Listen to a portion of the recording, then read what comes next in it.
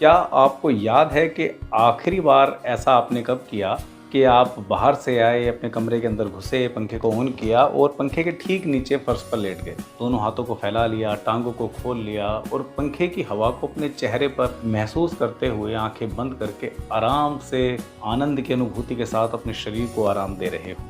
क्या आपको याद है कि आखिरी बार ऐसा आपके साथ कब हुआ कि आप अपने कमरे में बैठे हैं और अचानक खिड़की से बाहर देखते हैं कि दिन में ही अंधेरा छाने लगा।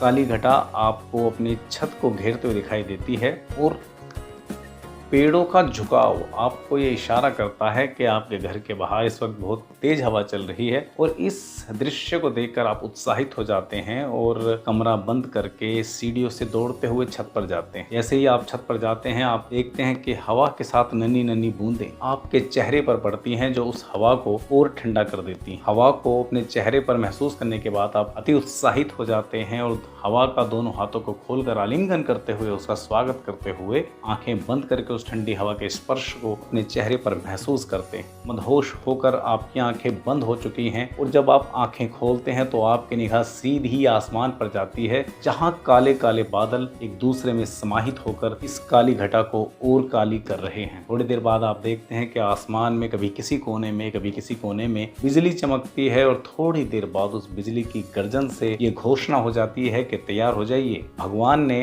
चलता फिरता वाटर पार्क आपके मोहल्ले में भेज दिया है। आखिरी बार आपने कब महसूस किया कि आप घर से सुबह मॉर्निंग वॉक के लिए निकलते हैं और जिस वक्त आप मॉर्निंग वॉक के लिए निकलते हैं, ये वो समय है जब आसमान में रात के अंधेरे की छींटें अभी बाकी हैं।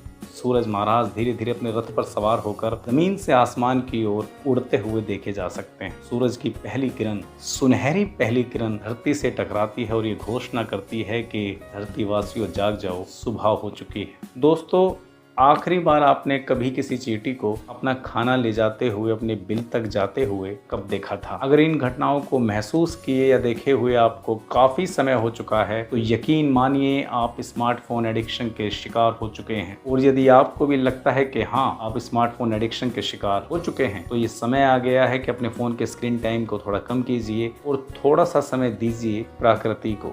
दोस्तों, इंसान और प्रकृति का आपस में एक गहरा संबंध है। अगर आप प्रकृति को समय देंगे तो यकीन मानिए आप जिस भी मंजिल की चेष्टा कर रहे हैं, जो भी आपने मंजिल अपने सपनों में संजोई हुई है, ये प्रकृति आपको कई गुना ताकत देती है उस मंजिल को हासिल करने की। मैं आशा करता हूँ कि मेरी ये बात आपको समझ आई होगी। अगर आपको भी ये बात अच्छी लगी तो इस वीडियो को आप उन लोगों तक पहुँचाइए जो आपको लगता है कि वो भी आपकी तरह स्मार्टफोन एडिक्शन के शिकार हो चुके हैं। धन्यवाद। जय हिंद।